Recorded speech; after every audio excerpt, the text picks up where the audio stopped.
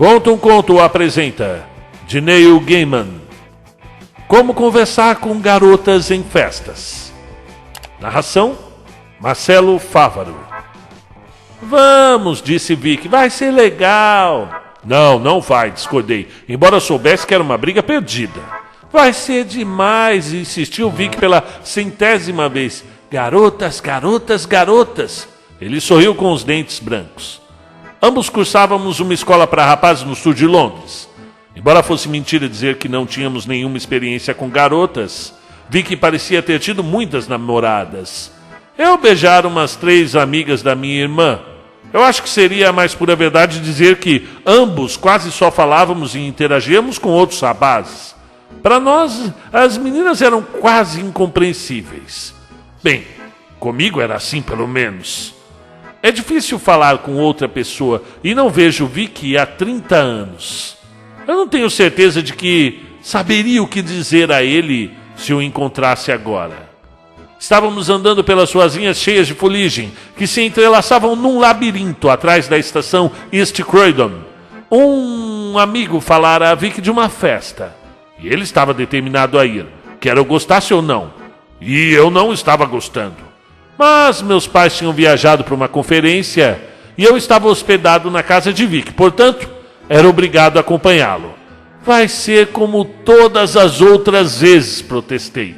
Depois de uma hora você vai sumir para dar uns amassos na garota mais bonita da festa e eu vou ficar na cozinha, ouvindo a mãe de alguém falar sobre política, poesia ou qualquer outra coisa.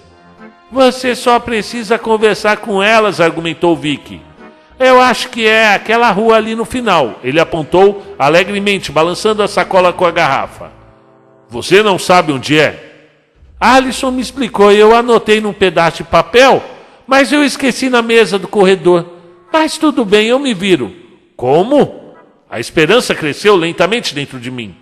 A gente anda pela rua, ele disse, como se estivesse falando com uma criança retardada. E procura a festa. Fácil. Eu procurei, mas não vi nenhuma festa. Só casas estreitas com carros enferrujados ou bicicletas em quintais cimentados. E as vidraças empoeiradas nas bancas de jornal, que cheiravam a especiarias estrangeiras e vendiam de tudo. De cartões de aniversário a gibis usados e revistas pornográficas, daquelas que vinham lacradas em plástico. Certa vez vi que enfiou uma dessas revistas por baixo do suéter. Mas o proprietário da banca o pegou na calçada, do lado de fora, e o obrigou a devolver. Chegamos ao fim da rua e viramos a esquina de uma viela cheia de casas com varandas. Tudo parecia muito silencioso e vazio na noite de verão.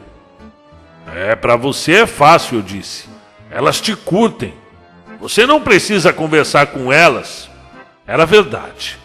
Um sorrisinho safado do Vic, e ele poderia escolher qualquer uma. Não é assim. Você só precisa conversar. Nas vezes em que eu beijei as amigas da minha irmã, eu não conversava com elas. Elas estavam ali, e minha irmã estava fazendo alguma coisa em outro lugar. E foram elas que se aproximaram, então eu as beijei. Eu não lembro de ninguém ter dito nada. Eu não sabia o que dizer para uma garota, e isso eu falei para o Vic. São só garotas, ele retrucou. Não são seres de outro planeta. Ao seguirmos pela rua curva, minhas esperanças de que a festa não pudesse ser encontrada começaram a desaparecer. Um pulsar grave, de música abafada por paredes e portas, vinha de uma casa logo em frente. Eram 8 da noite, não muito cedo para quem ainda não tem 16 anos. E a gente não tinha, não mesmo. Os meus pais gostavam de saber onde eu estava. Mas acho que os pais de Vic não se importavam muito. Ele era o mais novo de 5 irmãos, todos homens. Só isso já me parecia mágico. Eu só tinha 2 irmãs mais novas e me sentia único e solitário. Eu sempre quis ter um irmão, desde que me conheço por gente. E quando completei 13 anos, parei de fazer pedidos para as estrelas cadentes, ou para a primeira estrela da noite. Mas na época em que ainda fazia, eu sempre pedia um irmão. Andávamos pelo passeio do jardim, um mosaico de cacos que passava por uma cerca viva e uma roseira solitária que levava até a fachada revestida de pedra. Tocamos a campainha e a porta foi aberta por uma garota. Eu não saberia dizer a idade dela. E isso era uma das coisas que eu começava a detestar nas garotas. No começo, todos éramos meninos e meninas. E o tempo passava na mesma velocidade. E todos tínhamos 5, 7, ou 8 ou 11 anos juntos. Até que, de repente, todas as garotas correm para o futuro e te deixam para trás. E sabem tudo sobre todas as coisas. Menstruam, têm seios, usam maquiagens e só Deus sabe mais o que. Porque eu certamente não sabia. Os livros de biologia não explicavam, de um jeito realista, o que era ser um jovem adulto. E as garotas da nossa idade eram. Vicky e eu não éramos jovens adultos. E eu estava começando a suspeitar que, mesmo quando precisasse fazer a barba todo dia, e não a cada 2 semanas, ainda estaria muito atrasado. A garota disse: Oi? Vicky anunciou: Somos amigos da Alison. Tínhamos conhecido Alison, sadenta, muito ruiva, dona de um sorriso maroto, em Hamburgo, num intercâmbio.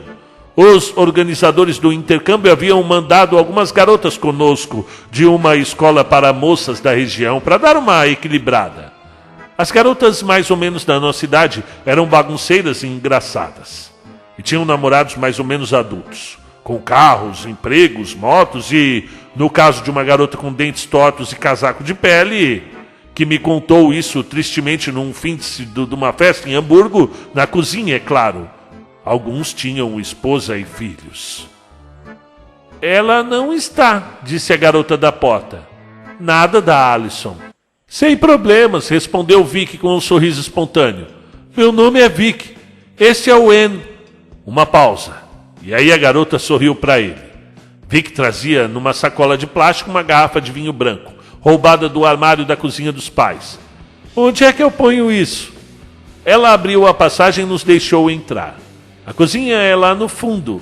Deixa em cima da mesa, junto com as outras garrafas. Ela tinha o cabelo dourado, ondulado, e era muito bonita. O corredor estava escuro, mas eu podia ver que ela era muito bonita. Qual é mesmo seu nome? Perguntou Vicky. Ela disse que era Estela. E ele abriu um sorrisão torto e branco e comentou que era o nome mais lindo que ele já tinha ouvido na vida. Que cara de pau. E o pior é que dizia isso como se estivesse falando sério. Vicky foi para os fundos deixar o vinho na cozinha. E eu olhei para a sala de estar de onde vinha a música. Tinha gente dançando ali.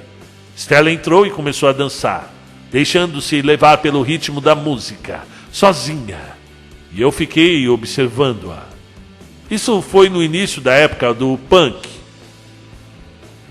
No nosso toca-discos, a gente tocava The Jam, The Stranglers, The Clash, Sex Pistols. Nas festas dos outros, você ouvia Elo ou até Roxy Music, um pouco de Bowie e talvez se desse sorte.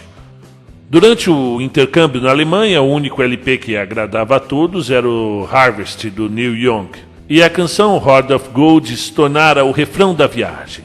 I crossed the ocean for a heart of gold. Eu não consegui reconhecer a música que estava tocando naquela sala. Parecia um pouco um grupo alemão de pop eletrônico chamado Kraftwerk. E lembrava também um LP que eu ganhara no último aniversário, de sons estranhos, produzidos num laboratório radiofônico da BBC. Mas a música tinha um ritmo. E as poucas garotas dançavam ali graciosamente, embora eu só tivesse olhos para Stella. Ela brilhava. Vicky passou por mim segurando uma lata de cerveja lager e entrou na sala. Tem bebida lá na cozinha, disse. Ele foi até a Stella e começou a conversar com ela. Eu não conseguia ouvir o que eles diziam por causa da música, mas sabia que não havia espaço para mim naquele papo. Naquela época eu não gostava de cerveja. Fui ver se havia algo que me apetecesse e encontrei na mesa da cozinha uma garrafa grande de Coca-Cola. Sem me atrever a dizer nada para as duas garotas que estavam conversando na penumbra, enchi um copo de plástico. Elas estavam animadas e completamente adoráveis. As duas tinham uma pele muito negra, cabelo brilhante, roupas de estrela de cinema, sotaque estrangeiro, e eram muita areia para o meu caminhãozinho. Eu saí de lá, com a Coca-Cola na mão. A casa era mais comprida do que parecia, maior e mais elaborada do que normalmente são os sobrados, com 2 cômodos embaixo e 2 em cima. Os quartos eram mal iluminados. Duvido que houvesse uma lâmpada de mais de 40 watts lá. E cada quarto em que eu entrava tinha gente. Nas minhas lembranças, somente garotas. Não fui para o andar de cima.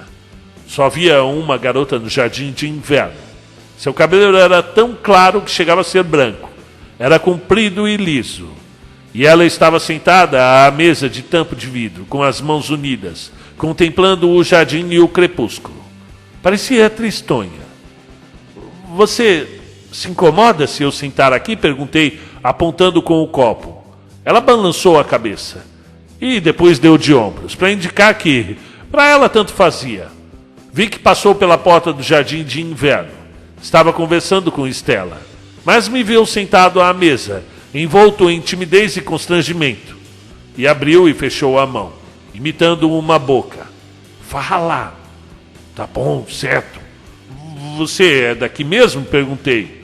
Ela fez que não. Usava uma blusa prateada e decotada. E eu tentei não ficar olhando para o volume dos seus seios. Então eu disse, qual é o seu nome? O meu é Anne. Ao falar, ela respondeu, Wen de Wen? Ou algo parecido. Sou uma segunda. Nossa, que nome diferente. Ela me encarou com os olhos enormes e cristalinos. Ele indica que quem me gerou também se chamava Wen. E eu sou obrigado a me reportar a ela. Eu não posso procriar. Ah, bom, também. Ainda é meio nova para isso, não é? Ela separou as mãos, levantou-as sobre a mesa e esticou os dedos. Está vendo?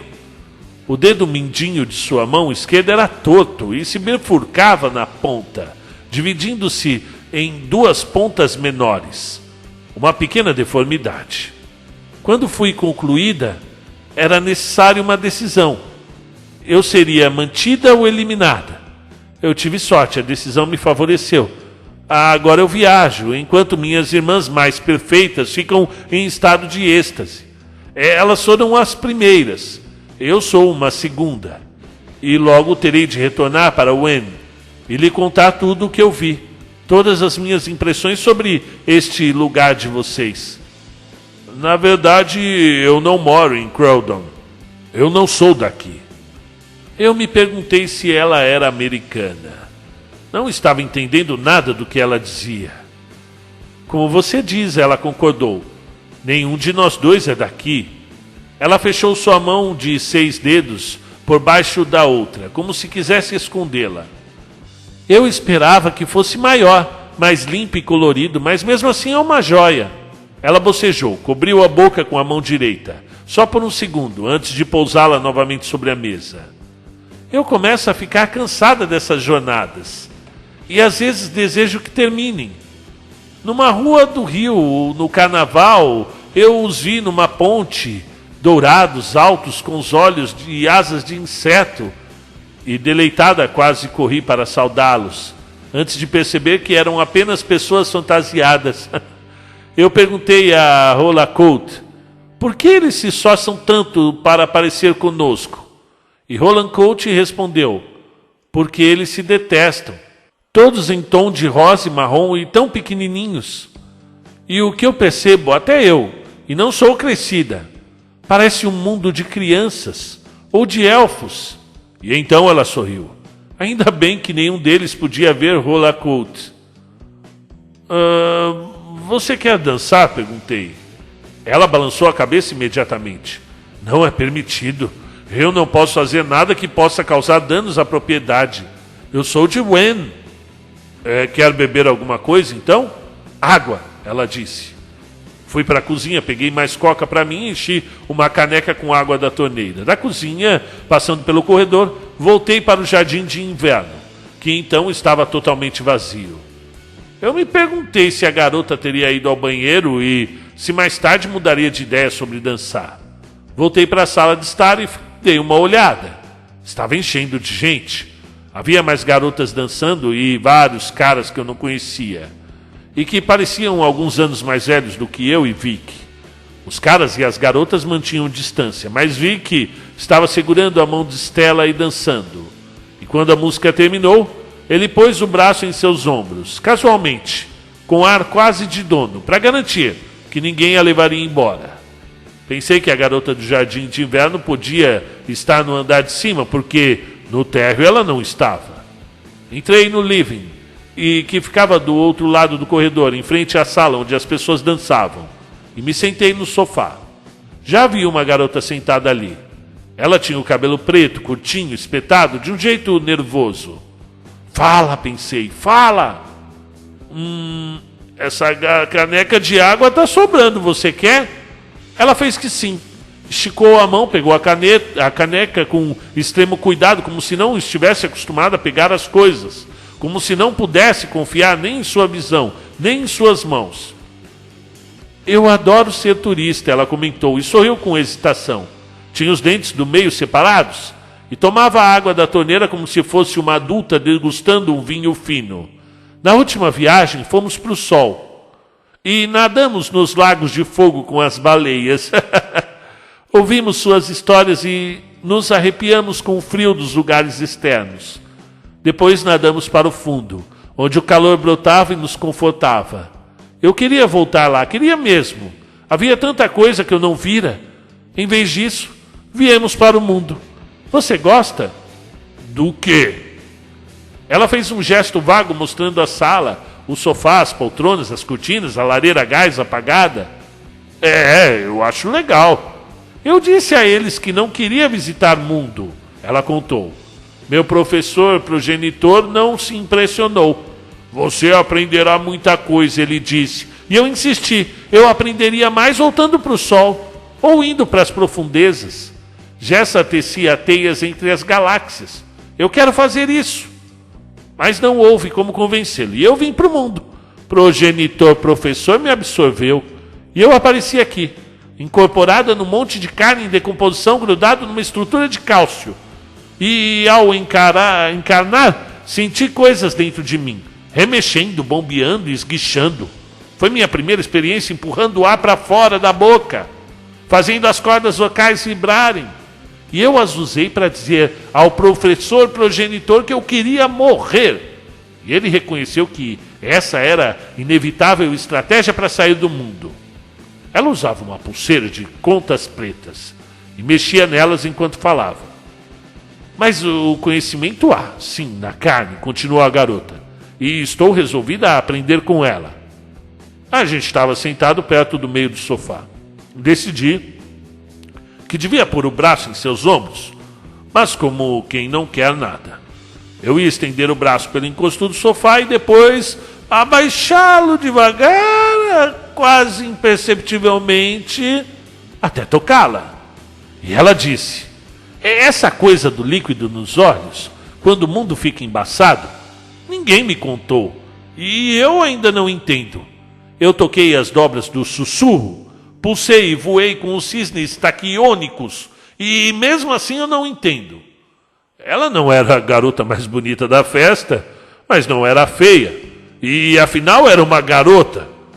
Deixei meu braço escorregar para baixo, cuidadosamente até encostar nos seus ombros, e ela não falou nada. Aí vi que me chamou da porta. Segurava Stella pela cintura, com ar protetor acenando para mim. Tentei fazê-lo entender, balançando a cabeça, que eu estava me dando bem, mas ele repetiu o meu nome. Contrariado, levantei do sofá e fui até a porta. O que é? Olha, a festa, começou o Vic com um tom de desculpas. Não é a festa que eu pensava. Conversando com Stella, acabei me dando conta disso. Bem, ela meio que me explicou. E estamos na festa errada. Meu Deus! Deu algum problema? Precisamos ir embora? Stella fez que não. Ele se curvou e beijou a sua boca suavemente. Você gostou que eu vim, não gostou, amor? Você sabe que sim, ela disse. Ele olhou para mim de novo e abriu seu sorriso branco, maroto, adorável, meio Arthur Dodger, meio príncipe encantado da malandragem. Não se preocupe, elas são turistas também. É um intercâmbio, né? Como a vez que a gente foi para a Alemanha. É? Anne, você tem que falar com elas. Isso significa que precisa escutar o que elas dizem também, entendeu? Eu falei, eu já conversei com 2. E tá dando certo? Estava, até você me chamar. Ih, foi mal. Olha, eu só quis te deixar a par, certo? Ele deu um tapinha no meu braço e foi embora com Estela para a escada acima. Entenda, todas as garotas daquela festa na penumbra eram adoráveis. Tinham os rostos perfeitos. Mas, mais importante do que isso, tinham aquela estranheza de proporções, de esquisitice ou de humanidade que faz uma garota bonita ser mais do que um manequim de vitrine. Stella era a mais linda de todos, mas ela, é claro, era do Vic. E eles estavam indo para o andar de cima, e era assim que as coisas sempre seriam. Várias pessoas tinham se sentado no sofá falando com a garota dos dentes espaçados. Alguém contou uma piada e todos riram. Eu teria que me acotovelar para sentar ao lado dela de novo, e não parecia estar me esperando, nem se importar com que eu tivesse ido embora. Por isso, fui para o corredor. Os convidados continuavam dançando, e eu me perguntei de onde viria aquela música. Eu não via nenhum toca-discos, nem alto-falantes. Do corredor voltei para a cozinha. Cozinhas são legais em festas. Você nunca precisa ter um pretexto de estar lá. E a vantagem era que, nessa festa, eu não estava vendo nenhum sinal da mãe de alguém. Inspecionei as diversas garrafas e latas sobre a mesa e derramei um dedo de Pernod no fundo do meu copo descartável, enchendo-o depois de coca. Depois, 2 cubos de gelo e tomei um gole, curtindo o gosto adocicado da bebida. O que você está bebendo? Uma voz feminina. É Pernod, respondi. Tem gosto de bala de anis, só que é alcoólico. Eu não contei que só tinha experimentado porque ouvi alguém da plateia pedir Pernod num show do Velvet Underground. Posso tomar também? Servi mais Pernod. E completei com coca e passei para ela. Seu cabelo ruivo era acobreado, em cachos que envolviam sua cabeça. Não é um penteado muito comum nos dias de hoje, mas na época era. Qual é o seu nome? Perguntei. É Triolé. Nome bonito. Eu disse mesmo duvidando daquilo. Mas ela era bonita. É um tipo de poesia, explicou a garota com orgulho. Como eu. Você é um poema? Ela sorriu e desviou o olhar, talvez com vergonha.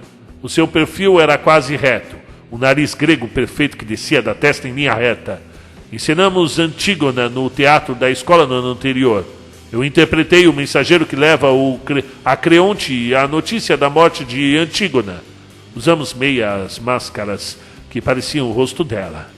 Pensei naquela peça, olhando para ela na cozinha. E também nas mulheres desenhadas por Barry Smith nos gibis de O Conan. 5 anos depois eu teria pensado nos pré-rafaelitas, em Jenny Morris ou Lizzie Siddow, mas eu só tinha 15 anos. Você é um poema, repeti. Ela mordeu o lábio inferior.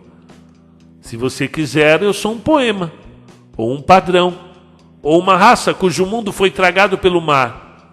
Não é difícil ser as 3 coisas ao mesmo tempo? Qual é o seu nome? Anne. Então você é Anne, ela disse. Você é do sexo masculino. E é um bípede. É difícil ser as 3 coisas ao mesmo tempo? Mas não são coisas diferentes, quero dizer, não são contraditórias. Era uma palavra que eu havia lido muitas vezes, mas nunca tinha dito em voz alta antes naquela noite. E acentuei a sílaba errada. Contraditórias. Lia usava um vestido leve, feito de um tecido branco sedoso. E os seus olhos eram de um verde claro que hoje me faria pensar em lentes de contato coloridas. Mas isso foi há 30 anos. As coisas eram diferentes naquela época. Lembro que pensei em Vicky e Stella lá em cima. Àquela altura eu tinha certeza de que eles estavam num dos quartos. E invejei Vicky com uma intensidade quase dolorosa. No entanto, eu estava conversando com aquela garota, ainda que só falando coisas sem pé nem cabeça. Ainda que no nome dela não fosse mesmo Triolé. Minha geração não tinha nomes hippies. Todas as Luanas, Mel, Sóis, Selmares tinham apenas 6, 7, 8 anos na época. E ela disse, Sabíamos que o fim estava próximo, e por isso pusemos tudo num poema, para contar ao universo quem éramos, por que estávamos aqui e o que dizíamos, fazíamos, pensávamos, sonhávamos, desejávamos. Embrulhamos nossos sonhos em palavras e moldamos as palavras para que vivessem para sempre, inesquecíveis. Depois enviamos o poema como um padrão de fluxo para aguardar no coração de uma estrela, emitindo sua mensagem em impulsos, erupções e chiados por todo o espectro eletromagnético, até que, em mundos a 1000 sistemas solares dali, o padrão fosse decodificado e lido, e se tornasse um poema de novo. E aí o que aconteceu? Ela me olhou com seus olhos verdes, e foi como se ela estivesse me olhando através de sua meia máscara de Antígona, mas como se aqueles olhos verdes claros fossem apenas uma parte diferente, mais profunda da máscara.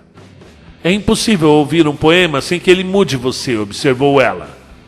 Eles o ouviram, e o poema os colonizou, tomou posse deles e os habitou. Os ritmos do poema passaram a fazer parte do modo de pensar deles, e suas imagens se transformaram para sempre nas metáforas deles. Os seus versos, o seu modo de ver, as suas aspirações se tornariam a vida deles. E depois de uma geração, as crianças já nasciam sabendo o poema, e logo, porque essas coisas são assim, já não nasciam mais crianças.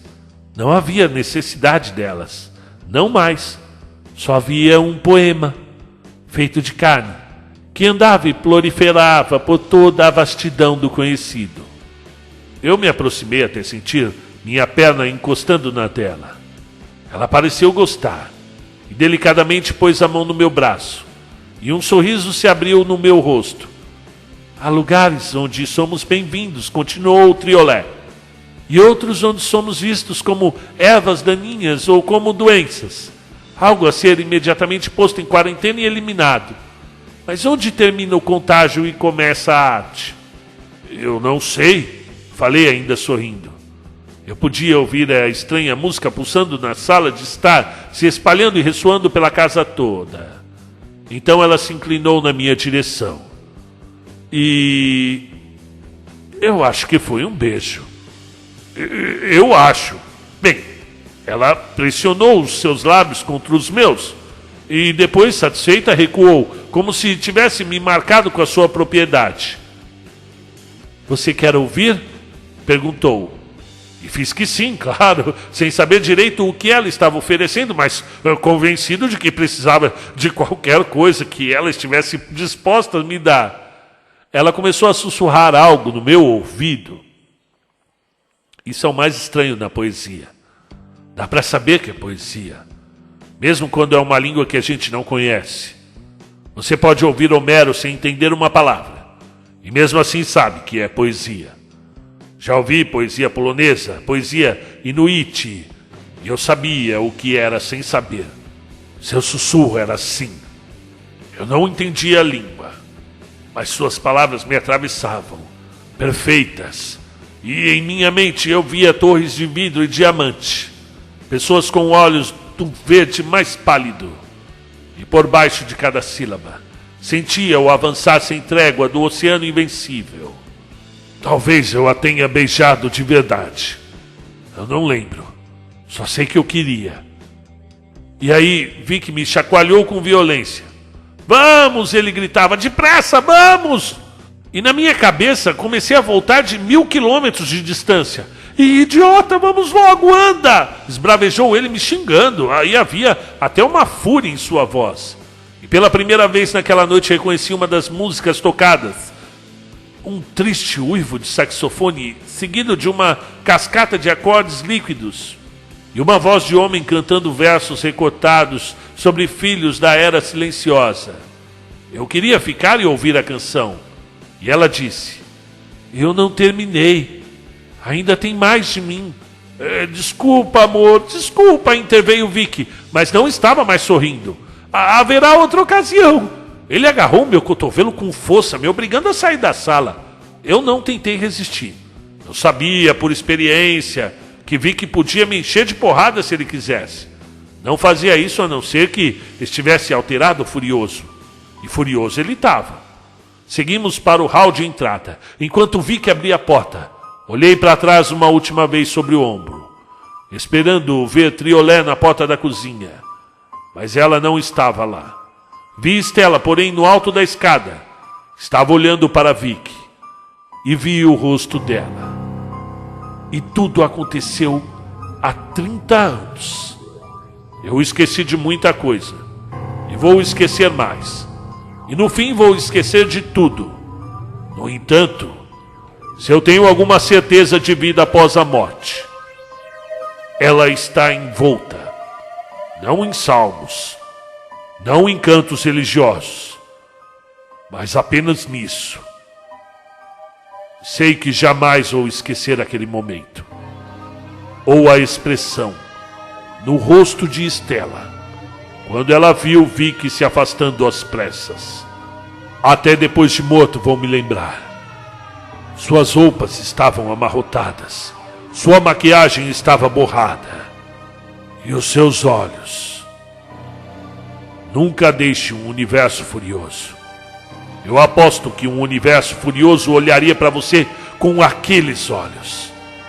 Nós corremos, então, eu e Vic, para longe da festa, das turistas e do crepúsculo.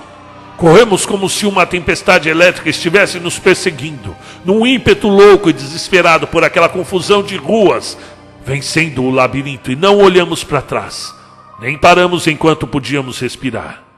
E então paramos, ofegantes, incapazes de correr mais. Sentimos muita dor. Eu me apoiei no muro e vi que vomitou muito e por muito tempo na sarjeta. Ele limpou a boca. Ela não era uma... E ele parou, balançou a cabeça e então continuou. Sabe, eu acho que tem uma coisa.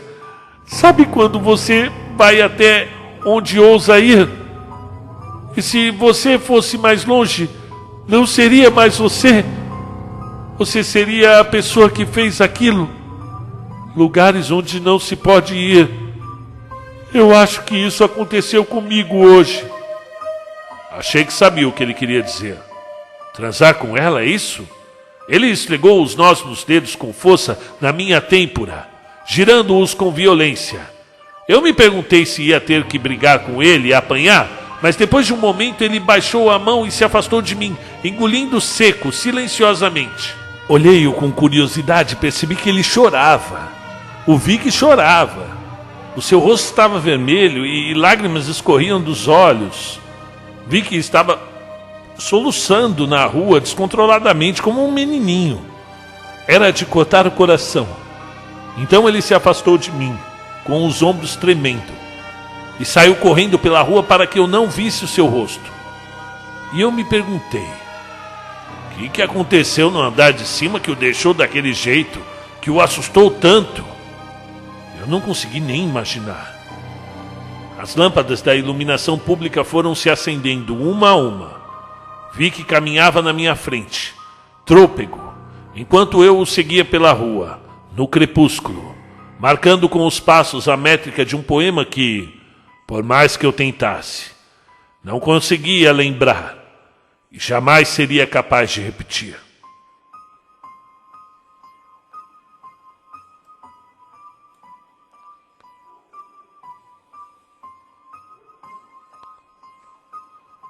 Um comentário do autor. O processo de criar uma história me fascina tanto quanto o resultado. Essa, por exemplo, surgiu de duas tentativas diferentes e fracassadas de escrever o relato de uma viagem turística à Terra para a ainda inédita antologia The Starry Rift, do crítico e editor australiano Jonathan Strahan. A narrativa não saíra naquele volume. Esta é a primeira vez que ela é publicada. Espero escrever outra para o livro de Jonathan. A trama que eu imaginara, da qual só tinha fragmentos e que não se encaixavam, não fazia sentido. E eu estava perdido. E comecei a mandar e-mails para Jonathan dizendo que não haveria história nenhuma, pelo menos não de minha parte. Ele respondeu contando que acabara de receber uma narrativa excelente de uma autora que eu admirava e que ela escrevera em 24 horas. E assim, meio mordido, peguei o caderno em branco e uma caneta e desci até o mirante nos fundos do jardim. E numa tarde escrevi esse conto. E tive a oportunidade de lê-lo em voz alta pela primeira vez algumas semanas depois, num evento beneficente no lendário CBGBs. Era o melhor local possível para ler uma história sobre 1977 e o movimento punk. E aquilo me deixou muito feliz. Muito bem, sejam bem-vindos ao canal Conto um Conto. Tudo bem, pessoal? Conheça outras histórias em nosso canal. Inscreva-se e ative o sininho. Ao digitar Marcelo Fávaro Conto um Conto, você terá acesso às histórias criadas pelo próprio narrador. Conto com a sua presença.